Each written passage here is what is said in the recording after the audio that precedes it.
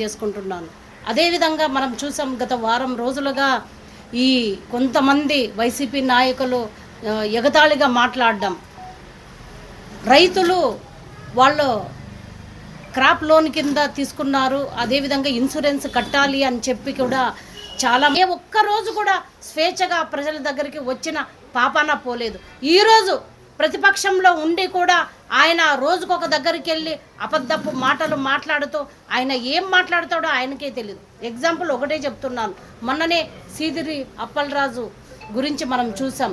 అదేవిధంగా మిగతా మినిస్టర్లు అవి ఎప్పుడు ఏ విధంగా ఈ సంవత్సరం తల్లికి వందనం పథకంలో ఎవరైతే అంగన్వాడీ టీచర్లు ఆయాలు ఉంటారో వాళ్ళ పిల్లలకి కూడా ఈ తల్లికి వందనం పథకం వర్తిస్తుంది. దీనిలో భాగంగా అంటే స్టేట్ వైడ్గా ఉండే దాదాపుగా 17,000 మంది పిల్లలకు ఈ పథకం వర్తిస్తుంది. కాబట్టి వాళ్ళందరూ కూడా ఈ పథకానికి అర్హులు కాబట్టి వాళ్ళకి కూడా మేము ధన్యవాదాలు తెలియజేసుకుంటున్నాం. నమస్కారం. ఈరోజు తల్లికి వందనం, ప్రతి తల్లి తమ బిడ్డల్ని చదివించుకోవాలని ఎంతో ఆశతో ఈరోజు పబ్లిక్ అండ్ ప్రైవేట్ స్కూల్లో చదివిస్తున్న ప్రతి తల్లికి ఎంతమంది పిల్లలు ఉంటే అంతమంది పిల్లలకు తల్లికి వందనం పథకం కింద మా ఎన్డీఏ ప్రభుత్వం మోడీ గారి సహకారంతోన, పవన్ అన్న, చంద్రబాబు నాయుడు గారి ఆశీర్వాదంతో ఈరోజు నారా లోకేష్ అన్న ఈ ఎడ్యుకేషన్ మినిస్టర్ అయినటువంటి ఆయన ప్రత్యేకంగా చొరవ తీసుకొని ఈ పథకాన్ని ప్రతిష్టాత్మకంగా, ఎందుకంటే విశ్వసనీయతకు అదేవిధంగా మాట తప్పను మడమ తిప్పను అనే వ్యక్తి జగన్మోహన్ రెడ్డి గారు ఏ విధంగా అయితే మాట ఇచ్చి మడమ తప్పారో ఈ అమ్మఒడి అనే పథకంలో ఇద్దరికి ఇస్తామని చెప్పి ఆయన ఒకరికే ఇవ్వడం, 5 సంవత్సరాలు కూడా ప్రతి తల్లిని మోసం చేసిన ఘనత జగన్మోహన్ రెడ్డి గారిది.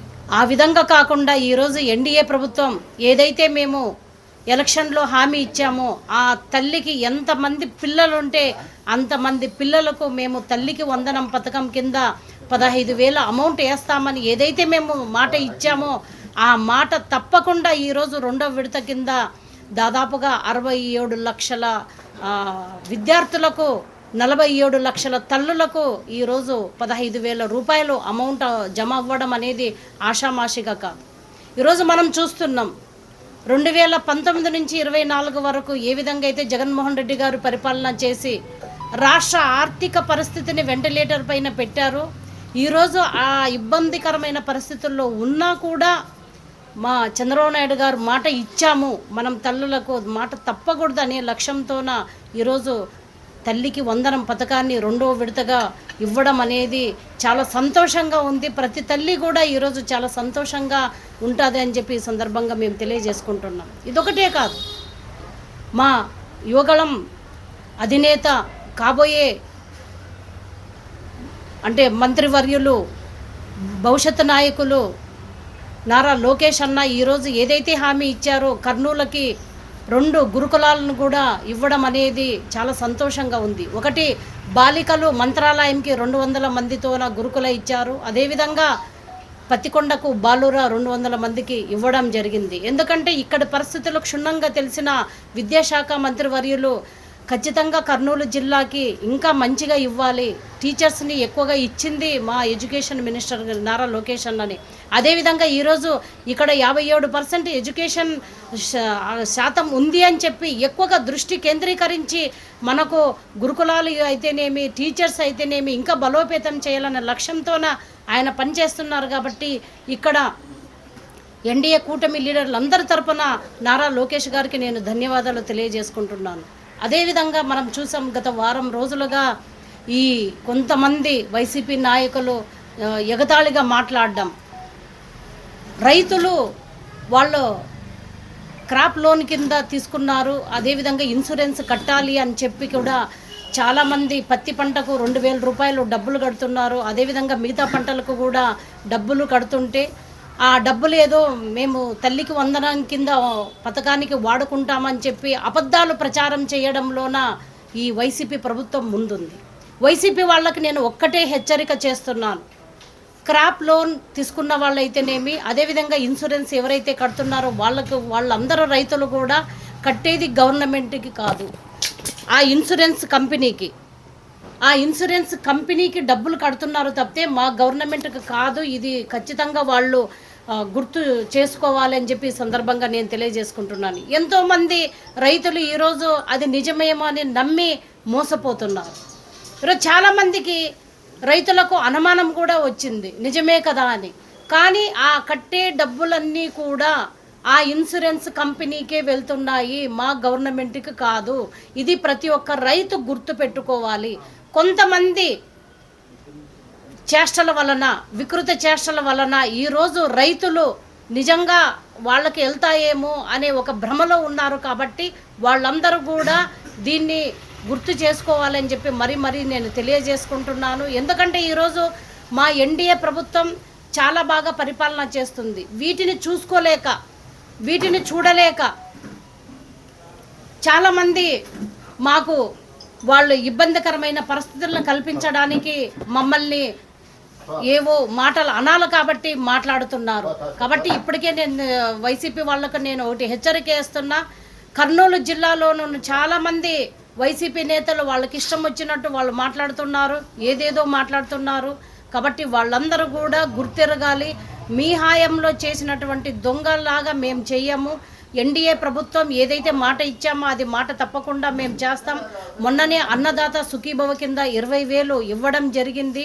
అదేవిధంగా ఇప్పుడు కూడా తల్లికి వందనం ఎంత ఇబ్బందికరమైన పరిస్థితుల్లో ఉన్నా, ఈరోజు ఆర్థిక వ్యవస్థ గాడి తప్పిన వెంటిలేటర్ పైన ఉన్నా కూడా మనం ఏదైతే హామీ ఇచ్చామో అది హామీ తప్పకుండా నెరవేర్చాలని లక్ష్యంతో పనిచేస్తున్నాం. కాబట్టి చేస్తాం. ఇదొకటే కాదు, ఈరోజు ఒక పక్క సంక్షేమానికి మనం 2,750 కోట్లు ఓన్లీ పెన్షన్కి మాత్రమే ఈరోజు ప్రతి నెల మా ఎన్డీఏ ప్రభుత్వం ఖర్చు పెడుతుంది అంటే ప్రజలు కూడా ఒకసారి గుర్తెరగాలి.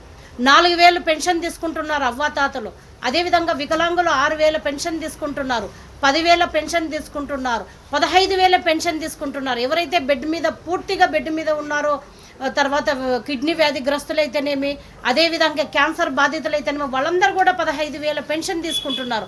వీళ్ళందరికీ కలిపి కూడా దేశంలో ఏ రాష్ట్రం ఇవ్వని విధంగా ఈరోజు ఆంధ్రప్రదేశ్లో మా ఎన్డీఏ ప్రభుత్వం ఇస్తుంది. దాదాపుగా ప్రతి నెల 2,750 కోట్ల రూపాయలు ఒక పెన్షన్ సంక్షేమ పథకానికి మాత్రమే ఇస్తున్నాం. కాబట్టి ప్రతి ఒక్కరు కూడా గుర్తెరగాలని ఈ సందర్భంగా తెలియజేసుకుంటున్నాను. అదేవిధంగా అన్నదాత సుఖీభవ కింద కూడా ఇస్తున్నాం. ఈరోజు ఈ తల్లికి వందనమే తీసుకోండి, దాదాపుగా పోయిన సంవత్సరం 10,000 కోట్ల మేము ఈ అన్నదాత ఇది తల్లికి వందనం పథకం కింద మేము పెడితే చూడండి డబ్బులు కూడా ఆల్రెడీ వచ్చేసాయి. ఎంతమంది ఉన్నారు? ఆ తల్లికి ఒక కూతురే ఉంది కాబట్టి, ఒక బిడ్డే ఉంది కాబట్టి ఆల్రెడీ వచ్చేసాయి. మేము మాట్లాడే టైంకే డబ్బులు కూడా పడ్డాయి. అదేవిధంగా చెప్తున్నాం, ఈ సంవత్సరం దాదాపుగా 10,120 కోట్లు ప్రతి తల్లి తన బిడ్డలకి మా గవర్నమెంట్ అందిస్తుంది. కాబట్టి విశ్వసనీయత, మాట తప్పము మడమ తిప్పము అనే జగన్మోహన్ రెడ్డి గారు విశ్వసనీయత దెబ్బతినింది, మాట తప్పినాడు, మడమ తిప్పాడు. మేము ఒకటే తెలియజేసుకుంటున్నాం, ఎన్డీఏ ప్రభుత్వం అంటే ప్రజల కోసం, ప్రజల సంక్షేమం కోసం, ప్రజల అభివృద్ధి కోసం పనిచేసే ఏకైక ప్రభుత్వం ఏదైనా ఉంది అంటే అది కేవలం ఎన్డీఏ ప్రభుత్వం. కానీ మనం చూసాం 2019-24లోన వైసీపీ ప్రభుత్వం ఏ విధంగా పరిపాలన చేసింది, ఏ విధంగా హామీలు ఆయన మాట ఇచ్చి దాదాపు 130 హామీలు మాట ఇచ్చి మడమ తిప్పిన ఘనత ఆయనది. ఎందుకంటే సిపిఎస్ రద్దు చేస్తామన్నారు, సిపిఎస్ రద్దు చేయలేదు.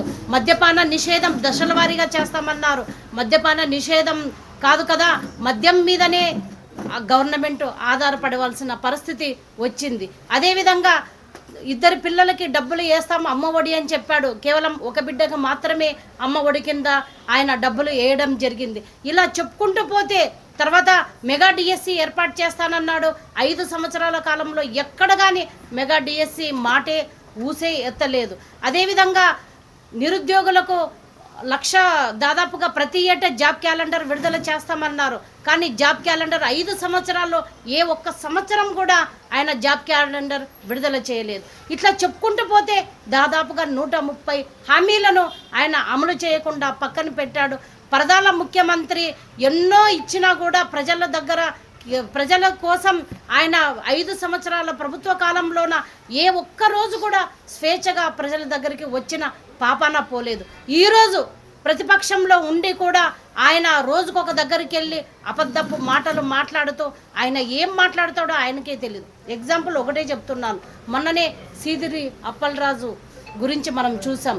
అదేవిధంగా మిగతా మినిస్టర్లు అవి ఎప్పుడు ఏ విధంగా మాట్లాడారో చూసాం.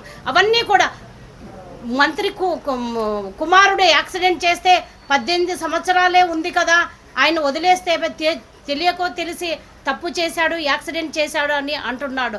కానీ కోడికత్తి సీను వయసు ఎంత, ఆయన చేసింది ఎంత? నీ మీదే కోడికత్తి సీను గీకాడు కదా, ఆయన 5 సంవత్సరాలు నీవెందుకు జైల్లో పెట్టించావు? ఈయన మన మాజీ మినిస్టర్ కుమారుడు 18 సంవత్సరాలే ఏదో తెలియకో తెలిసే యాక్సిడెంట్ చేసావని చెప్తున్నావే, మరి నీ విషయంలోనే ఏమైంది? ఆయన్ని నీవు అధికారంలో ఉండే 5 సంవత్సరాలు కూడా జైల్లో పెట్టాడే, ఆయన వయసు ఎంత? అదేవిధంగా మొన్ననే మీ ప్రభుత్వ హయాంలోనే ఆయన గౌడ్ అనే వాళ్ళ అక్క కోసం ఎందుకు మా అక్కని ఏడిపిస్తారని అడిగిన పాపానికి ఆ అబ్బాయిని పెట్రోల్ పోసి చంపారు. ఆ అబ్బాయి వయసు ఎంత?